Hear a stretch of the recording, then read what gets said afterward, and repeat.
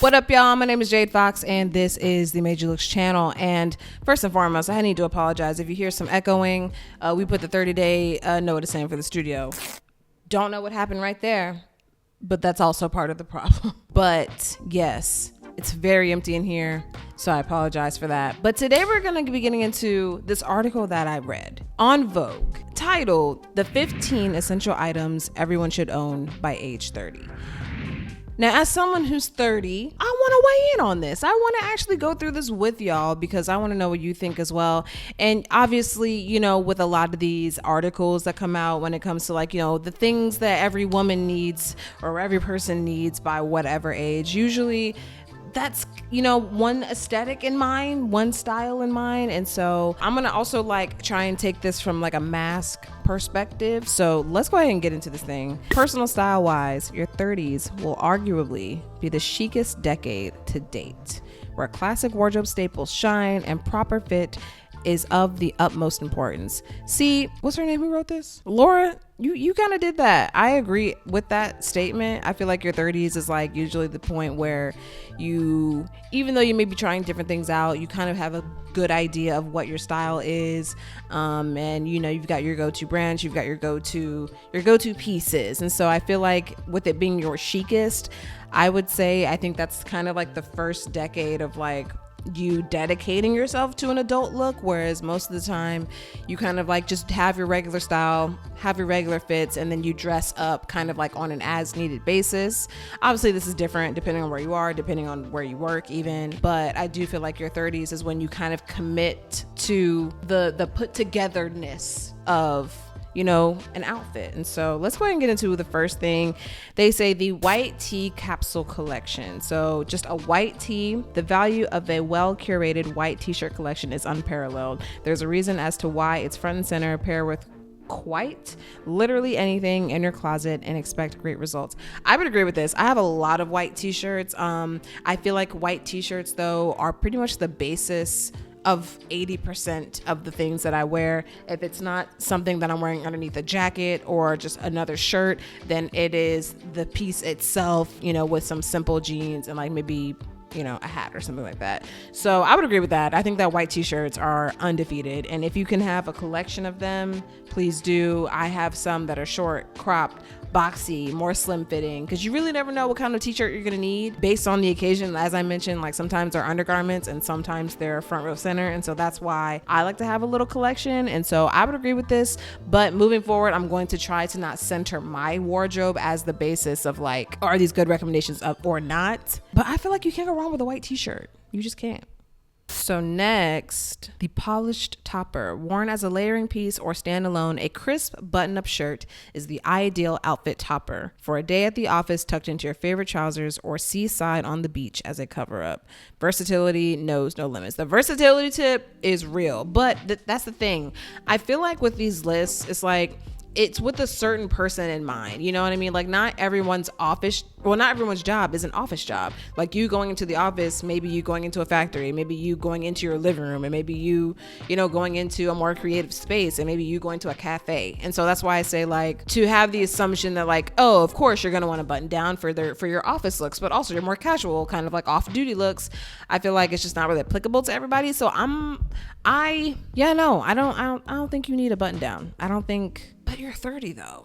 That's the thing. It's just like it's the 30 part that makes it make more sense, because you never know when you're going to need to go and apply for a job. You never know when you're going to need, you know, a button down. Like that's a fairly staple item, where to say that you will never have an opportunity or never need or have a use to ever wear a button down, it's like there's some opportunities in there to wear a button down, but at the same time, it's like if it's not your style, then you're going to find something else, or you probably already have something else that also works.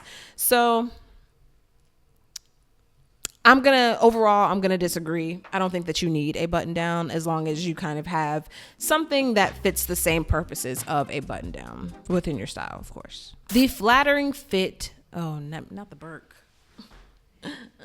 So next is the flattering fit jean, and I'm gonna ring the bell. Ring, motherfucking ring. I'm gonna say yes on that one, because this is something that I've learned about the 30s is when you get into your 30s, there's like a certain level of like connection that you have with your body. And maybe it's because I'm, you know, a cis woman and I feel that way. But I feel like when it comes to just the body love in your 30s, not to say that it's like, if you hate your body, you're going to love your body as soon as you turn 30. It's more of just like you start to appreciate more about your body. I feel like I appreciate the fact that I can, you know, I have the accessibility and the ability to do the things that I can do, that I want to do with my body. I love the bottom half of my body. I think my butt and my thighs and my legs look fucking great. And so that's why I'm going to say, of course, you're going to want a nice flattering fitting jean, because you never know when you're going to, actually, no, that's not true. You are going to know. There are going to be opportunities where you are absolutely going to want your ass to look great and a pair of pants. There's going to be times where you're absolutely going to want to make sure that the clothes that you're wearing are just showing off, not even showing off, but are just like positioning, you know, your body in its best light. And so having a pair of denim that just fits you really well, I feel is the perfect way to do that. And the way that denim kind of like stretches over a butt, over hips and over thighs, I think is just like chef's kiss, even though I don't like stretched denim. But either way, I'm getting ahead of myself. I 100% agree with this. Any examples they have, like straight leg jeans, high-rise jeans. Yeah, most of these are straight leg jeans. And I normally would agree that like a straight leg jean is like great for everybody.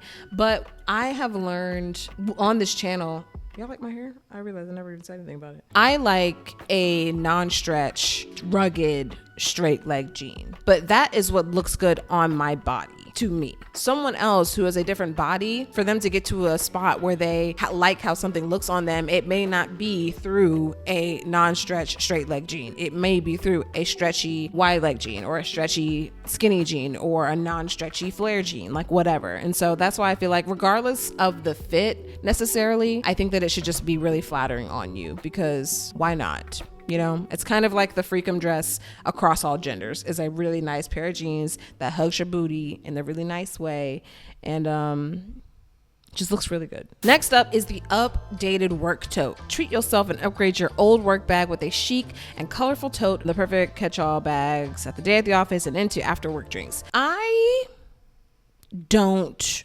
agree with this one. I think that totes, do I agree with this? Okay, from a mask, whoa, it just got very bright in here. From a mask standpoint, I don't think this is necessary in your 30s. However, I do think that it is nice to have a good bag in your 30s, but I don't think it necessarily needs to be a tote. This is my main issue with totes, is I feel like they can look a little too not business casual. They can look too office-y. Actually, I changed my mind. I'm being so annoying. I changed my mind. I do think that this is a good bag. And I thought about it, and this is why I think it's a good bag to have. Because one, it's the bag that is the most versatile. So it'll work with a lot.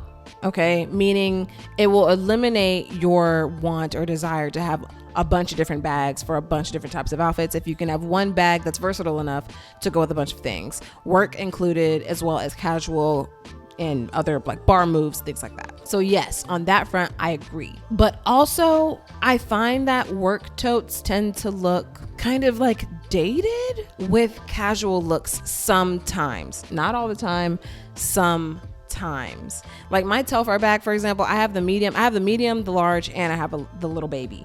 And my medium one, I love. I literally took it into the studio today when I came in and worked.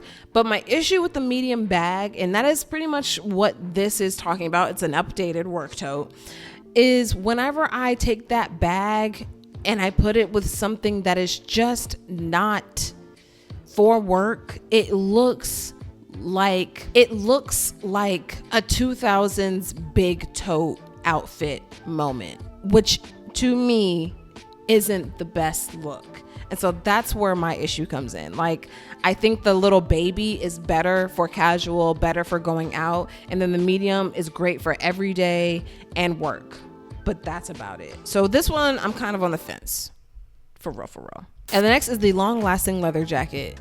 I don't really agree with this one, mainly because I feel like we're kind of phasing out of this a bit. Like, don't get me wrong, yes, it is a classic item, yes, it is a staple, but I just feel like there are so many types of jackets. It doesn't need to be this one, you know what I mean? And I also feel like I understand why they added this to the list, because pretty much at any age, whether you are a teenager versus someone in your 20s, 30s, 40s, 50s, 60s, 70s, 80s, if you wear a leather jacket, you're gonna look fucking cool. Like, it's one of those really, really timeless pieces. And I also feel like it goes well with a lot of different types of aesthetics. If you're into the more dapper style, if you add a moto jacket, it's going to give you a little bit of edge. If you have a very, really girly style, add a moto jacket, it's going to give you a little bit of edge. If you have a very like minimalistic style, I feel like this is going to give you a little bit of some stylized, kind of like features to your outfit. So I think that it is blank enough to work with so many different things. But at the same time, I also feel like it's an antiquated choice. You know what I mean? If you're gonna like go for a jacket, I would even go for something that's closer to like a Coach jacket, or even something closer to maybe even a suede, like, which is just another type of leather. So I guess I'm saying the same thing, but yeah, I think that you can take or leave this one, honestly. The everyday black pants. Ring, ring, motherfucking ding. Yeah, I'm gonna agree with that one. I'm gonna agree with that one for a few different reasons. Number one, this is the perfect pant when you don't want to wear jeans and you don't want to wear real pants. If you have a pair of like easy pull-up black pants, they're gonna work and they're comfortable as hell. So that's number one. Number two, I think that they're great for really any type of equation. I have these pair of I've always said that they're linen, but they're not linen. I've been lying to y'all since I got them and showed them in a video on this channel. But they're not linen, they're cotton, but they're just like kind of these oversized cotton, slightly cropped black pants that I got from COS, from the men's section. And I wear these pants to death because they're so like chic looking, but also very regular, in that I can just throw on a t-shirt, I can throw on a hoodie and look like I'm trying to do something. But at the same time, I can throw it on with a button down or with like a polo shirt and it looks on the dressier side, almost like more of like a vacation kind of vibe. And so that's why I feel like it's just super, super versatile. So I'm gonna agree with this, the everyday black pant. And in the description they said, a classic pair of black pants, whether it's wide leg, pleated, or straight leg, serves as the foundational piece to any and all outfits, period. I agree with that 1000%. Even from a mask perspective, like black pants with boots look really great, and black pants with like any low top shoes, especially if it's like cropped or something like that, look really great. And I think that what's also dope about black pants, specifically like the casual side ones, like straight leg, maybe your wide leg ones, is they can read skater if you style it nicely, and they can it just like with black pants, you can just get away with so many things. And so I fucking stand 1000%. The Vintage Closet Heroes. By 30, you understand the value of investing. Invest in vintage clothes or closet heroes like this trench or timeless black dress. You can go your whole life without shopping vintage and be fine. But I do think that the reason why this is on this list is because usually by the time you hit your 30s, you know what your taste level is and you know what types of pieces you gravitate towards. And so when it comes to vintage pieces in anyone's closet in their 30s, I would assume that those are the pieces that represent the things that they value the most about clothing. So for me, well, actually my girlfriend is 28. So she'll be 30 in 2 years, but she has most of the vintage pieces in her closet are blazers and also dresses, specifically like cocktail dresses. And knowing her and being with her for the last 4 years, I know that she values the uniqueness within a different decade. So it's like, it's not necessarily like 70s as a whole, or 80s as a whole, or vintage as a whole. It's more so about like the way that they made dresses in the 70s and the buttons that they tended to go with in the 80s. It's like those little details that are specific to certain decades that you tend to be drawn to. And so that's why I think like that is the main draw for her and her closet. And so when she's like putting together, you know, an outfit, and I know that she's going for something, one of her vintage pieces, I know that usually she's trying to go for something that is maybe a bit more timeless in the way that it looks all put together, or she's trying to do something that feels like it is from another decade. And so really just like focusing on the fact that that shit is old is like the main draw for her. And so for me, you know, being I'm 31, most of the vintage pieces in my closet are actually trucker hats. I love hats. I love trucker hats specifically. I think that what that says about my style,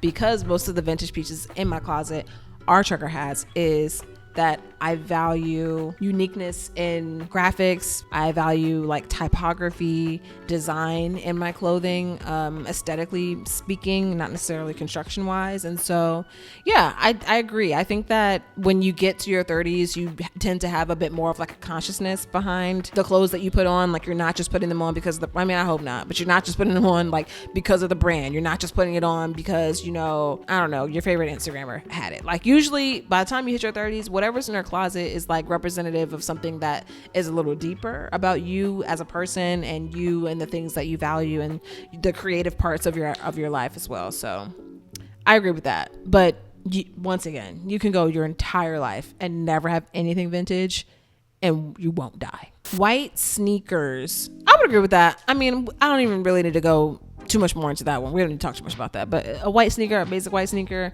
yeah, I would agree with that for sure. The work to play blazer, I don't agree with that, mainly because once again, I think that there are other things that we could be wearing that echo the same sentiment of a blazer. Like any structured jacket, you're good. Or even like a structured shirt jacket, you're good. So that's why it's like, I don't think that you need to have a blazer, just because like fashion and what has become accessible to us has just become so vast over the years. Or like, I don't think that you need to rely on like such traditional pieces to reach a traditional or classic aesthetic. And so I don't agree with that, but I do agree that if you do have a blazer in your closet, it makes for some really cool outfits. Like in my last haul that you saw, my birthday haul, I showed you guys this Acne Studios blazer that I got. And since I got it, I cannot wait until fall gets here, because since I got it, I have been styling up all of these outfits that I just cannot wear.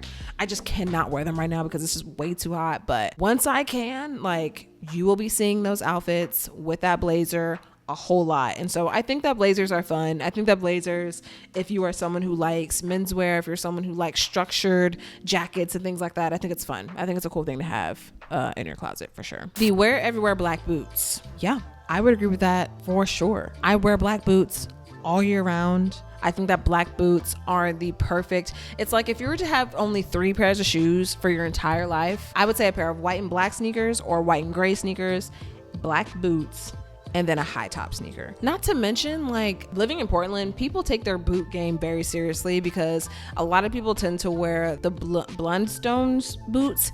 They're not my favorite. I just don't think they're very cute, but a lot of people wear them here because you can wear them no matter what the terrain is. If you want to go on a quick hike before you go into work and have a shoe that works for the hike and for the job you're about to walk into, that shoe is going to do that for you. And so I think that boots can serve a lot of purposes for people, and I agree that they just look great. I also feel like a boot just offers something that other shoes just don't. Like, for some reason, even though we've seen black boots and we've seen every single type of black boot, for some reason a really simple outfit, a white t-shirt, a pair of denim, and like just a plain black boot over a sneaker looks way more elevated. And so I don't know what it is about like black boots in particular, but like black boots just have a way of elevating anything that you have on, and they're so versatile too.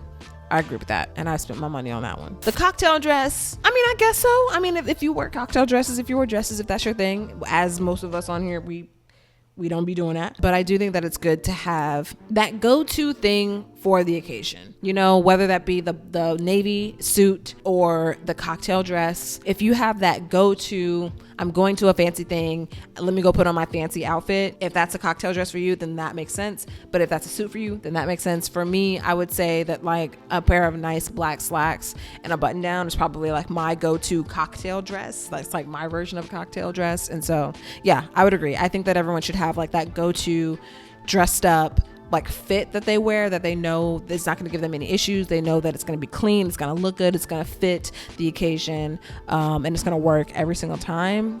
Yes. Reliable leggings. I'm not that kind of girl.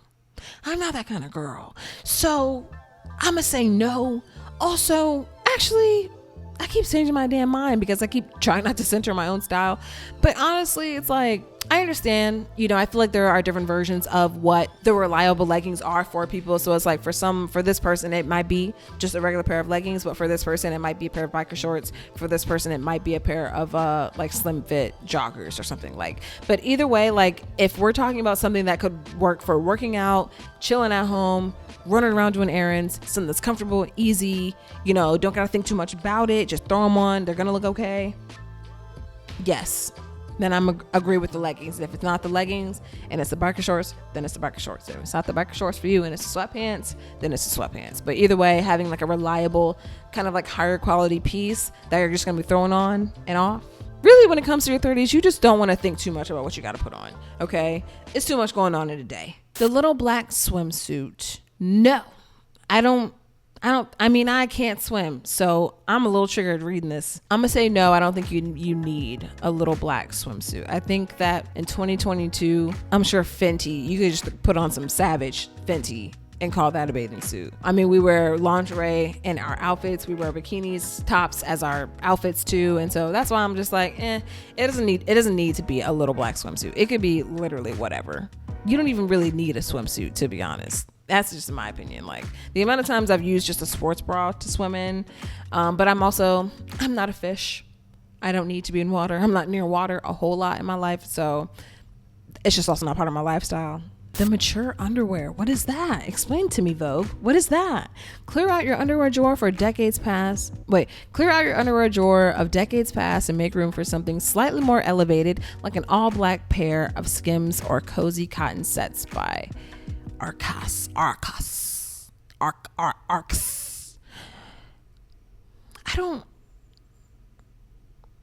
Actually, yeah, you do.